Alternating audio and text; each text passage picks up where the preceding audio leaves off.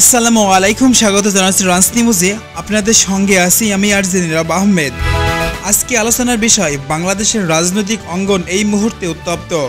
সমালোচকরা বলছেন ক্ষমতাসীন আওয়ামী লীগের টানা 15 বছরের শাসন কেবল ক্ষমতার লোভপ্রণ ও ভোট ছিনতাইয়ের কৌশলে সীমাবদ্ধ নয়। সামাজিক যোগাযোগের মাধ্যম দলটির নেতৃত্ব বা সাংগঠনিক কাঠামো নিয়েও চলছে তীব্র সমালোচনা। আজকের বিশেষ প্রতিবেদনে আলোচনা করব জোর করে ভোট গ্রহণ, রাতের নির্বাচন, অশিক্ষিত লোকের নেতৃত্ব, টোকাই ও ভাড়াটে বাহিনীর উপরে নির্ভরশীলতা এবং ভীষণ 2041 এগুলো কিভাবে দেশের গণতান্ত্রিক কাঠামো ও সামাজিক স্থিতিশীলতাকে প্রভাবিত করেছে সেই বিষয় নিয়ে। এখন শুনবেন সংবাদ শিরোনাম। টোকাইকে ফোন দিলেই খুশি হয়ে ওঠেন হাসিনা, এম রহমান মাসুমের বক্তব্য। আল্লাহর কলের চেয়ে ও টোকাইয়ের কল বেশি মূল্যবান, শেখ হাসিনার প্রসঙ্গে মাসুম। অশিক্ষিত ভাড়াটে বাহিনীর উপর নির্ভর করে আওয়ামী লীগ টিকেছিল। জোর করে ভোট গ্রহণই ছিল ক্ষমতা টিকে থাকার একমাত্র পথ। টানা 15 বছরের পরেও ভীষণ 2041 স্বপ্ন দেখতেন শেখ হাসিনা। মানুষকে করতেন তার একমাত্র নেশা ছিল হত্যা করা। এখন শুনবেন বিস্তারিত। এবং ফেসবুকের সব ঠুকাইরা, মানে রাজনৈতিক ঠুকাই, আওয়ামী লীগের ঠুকাই যেগুলা, সবটি বর্তমানে বেপরুয়া। কিভাবে বেপরুয়া? এটা কারণ হলো এই ঠুকাইদেরকে শেখ হাসিনা ফোন দেয়, জনে জনে ফোন দিয়ে বলে বাঘের বাচ্চা, সাহসের বাচ্চা। এখন এই ঠুকাই যে তৃতীয় শ্রেণী পর্যন্ত পড়ালেখা করেছে, এই টুকাইকে যদি শেখ হাসিনা ফোন দিয়ে বলে, তার আল্লাহ যদি ফোন দিয়ে মানে ফোন দিলে তাকে যে সে খুশি হবে, তার চেয়ে বেশি শেখ হাসিনা ফোন দিলে সে খুশি হয়ে যায়। কেননা কারণ তার যতটুকু তার যোগ্যতা ততটুকুই। সুতরাং এইভাবে শেখ হাসিনা বিষয় আমি আসলে বলি, এই টুকাই ফেসবুক এবং টিকটকের টুকাইদেরকে উস্কে দিচ্ছে, সন্ত্রাস ছড়িয়ে দিচ্ছে সারা পৃথিবীতে। ইনশাআল্লাহ I can tell you that today we are trying our best. যুক্তরাষ্ট্রের আইনে, বর্তমান যে আইন, সেই আইনেই যুক্তরাষ্ট্রের মাটিতে আওয়ামী লীগের রাজনীতি নিষিদ্ধ হবে। এটা আমি আপনাদেরকে বলে দিতে পারি, অথবা নিশ্চিত করে বলতে পারি এদের রাজনীতি সীমিত হবে। কারণ অলরেডি যে সন্ত্রাস নির্ভর রাজনীতি, তারা আমেরিকান নাগরিকদের জীবনের জন্য হুমকি হয়ে দাঁড়াচ্ছে এবং আমেরিকান নাগরিকদেরকে বিভিন্ন ধরনের হয়রানি এবং হ্যারাসমেন্ট করার চেষ্টা করতেছে। সুতরাং প্রতিটা জিনিস আমেরিকান গভর্নমেন্ট, ফেডারেল গভর্নমেন্টের এজেন্সিগুলা they're watching right now is being marked, being noticed, being addressed so very accurately, adequately. সুতরাং অপেক্ষা করতে থাকুন যে সন্ত্রাসের জন্য আওয়ামী লীগ এবং আওয়ামী লীগের মতো এই ভয়ঙ্কর দাগী অপরাধীরা বাংলাদেশ থেকে বিতাড়িত হয়েছে গড় বাড়ি নিয়ে। যুক্তরাষ্ট্রের মাটিতে তারা এভাবে নিষিদ্ধ হবে ইনশাল্লাহ, আজ অথবা কাল। নিশ্চিত করে বলতে পারি আপনাদেরকে। ইউরোপিয়ান দেশের যারা আছেন তাদের প্রতি, তারা সেখানে সন্ত্রাস করতেছে। সেখানে একটাই অনুরোধ, আপনারা আপনাদের লোকাল রিপ্রেজেন্টেটিভ এবং ইউ মেম্বার পার্লামেন্ট যারা আছে তাদেরকে, আপনি জানেন আমি ইউরোপিয়ান মেম্বার পার্লামেন্ট ইন্টারভিউ করেছিলাম। ইনশাআল্লাহ আমি আনতেছি এবং এদের রাজনীতি আবার আমি অ্যাড্রেস করব। তাদের এই সন্ত্রাস নির্ভর সন্ত্রাসের রাজনীতি যেগুলা সারা পৃথিবীতে ছড়িয়ে দিচ্ছে শেখ হাসিনা ভারতে বসে বসে, এবং এই টুকাই শ্রেণীদের আমি দেখলাম যে টুকাইদেরকে ফোন দেয় সে, তার অধপতন কতটা, সে মনে করে এই টুকাইরা তাকে রাজনীতিতে ফেরত আনতে পারবে। You'll never be able to return to the politics of Bangladesh. কোন ফেসিস্ট, কোন গণহত্যাকারী, মানবতা বিরোধী অপরাধীরা কখনোই ফেরে না কোন দেশের রাজনীতিতে। You can't do your political parties politics. Whether you can do politics in the name of Awami League in Bangladesh, it's a debatable issue, but not within the next 22-30 years. I can tell you that. Next government, Awami League, sorry, a Jamaat or BNP, or worst case scenario, coalition of Jamaat or BNP. কারণ রাজনীতিতে শেষ কথা বলতে নেই। তারা যদিও বলছেন তারা একে অপরে মাংস খাচ্ছেন, কিন্তু দেখা যাবে একটা পর্যায়ে তারা সরকার গঠন করতেছেন, এমনও পরিস্থিতি সৃষ্টি হতে পারে। Mark my word. সুতরাং তখন কি হবে? আওয়ামী লীগ কি ফিরবে? এরা যাই করুক না কেন, অন্তত এই ফেসিসকে বাংলাদেশে ফিরিয়ে আনার দুঃসাহস কেউ কখনো দেখাবে না। সুতরাং আমি আপনাদেরকে বলি, এবং আরো একটা আমি একটা অনুরোধ করব, যারা বর্তমানে এই ফেসিস গভর্নমেন্টের এই যে ঠুকাই শ্রেণী, এদের দ্বারা বিভিন্নভাবে হয়রানির শিকার হতে পারেন, সিক্রেট ক্যামেরা রাখবেন শরীরে, গাড়িতে, এবং এদেরকে মার্ক করে রাখবেন। কেন মনে রাখবেন? আইনের মাধ্যমে এদের সাথে রাস্তাঘাটে ঝগড়া করতে যাওয়ার কোনো মানে হয় না। কারণ টুকাইদের সাথে রাস্তাঘাটে যদি আপনি ঝগড়া করতে চান, ফাইট করতে যান, আপনার সম্মানহানি হতে পারে। কেননা they are not, honestly speaking, actual level. So এই টুকাই শ্রেণীদের কাছ থেকে মোকাবেলা করতে গেলে এদেরকে আইনের মাধ্যমে এদের জীবন তছনছ করে দিতে হবে। কারণ তখনই, এবং প্রতিটা ইনসিডেন্ট রিপোর্ট, আমি বারবার বলছি, প্লিজ send me এই রিসেন্ট রিপোর্টগুলা, we are gathering case against them.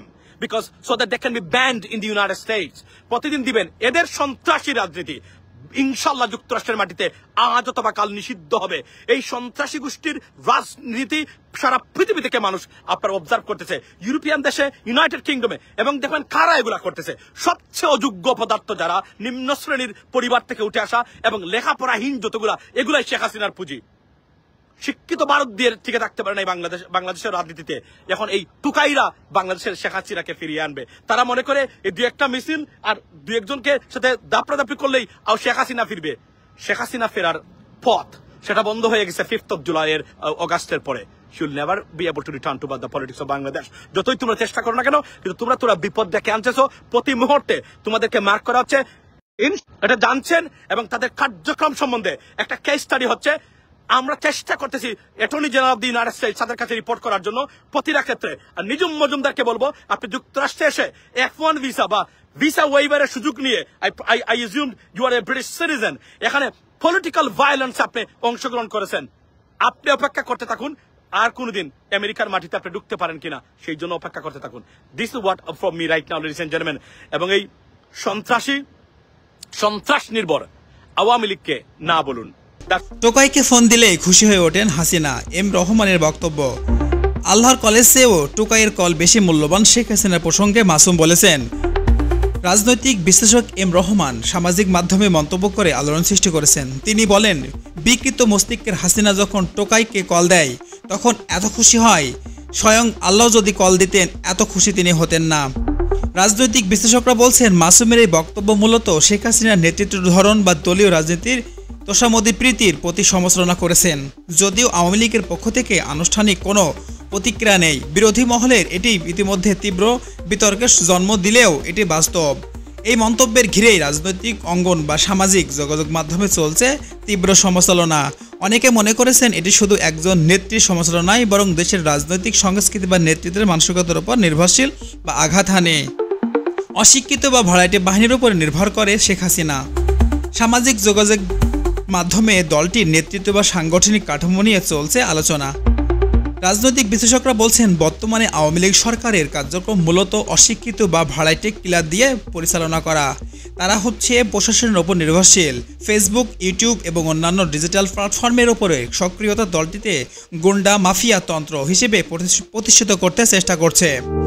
দেশ কিছু রাজনৈতিক সমালোচক মনে করছেন, শিক্ষিত নেতৃত্বকে উপেক্ষা করে অনভিজ্ঞ বাহিনীর উপরে নির্ভরশীল গণতন্ত্র ও সামাজিক স্থিতিশীলতার হুমকি।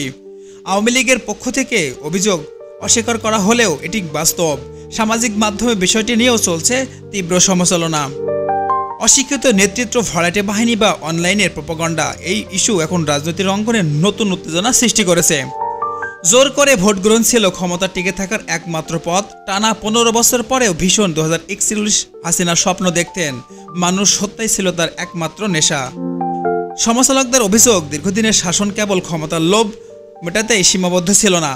গণতন্ত্র বা মানবাধিকার কোনো মূল্যবোধ সেখানে স্থান পায়নি।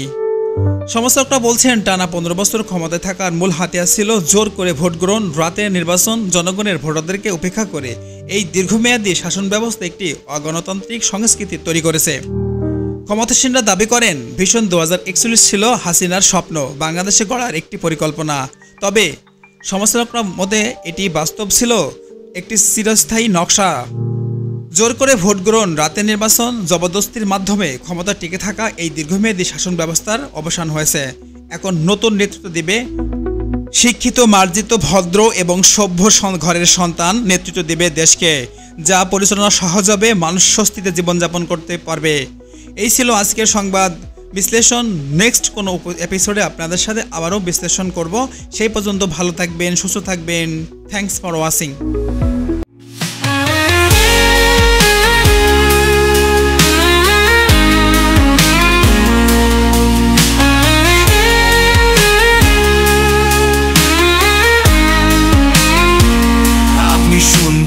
Runs News 2M, যেখানে প্রতিটি শব্দ সত্যের স্পন্দন।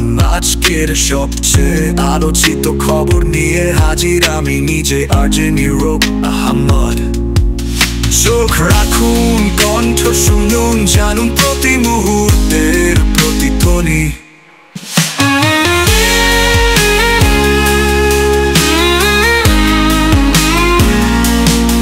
চোখ রাখুন, কণ্ঠ শুনুন, জানুন প্রতি মুহূর্তের প্রতিধ্বনি। চোখ রাখুন, কণ্ঠ শুনুন, জানুন প্রতি মুহূর্তের প্রতিধ্বনি।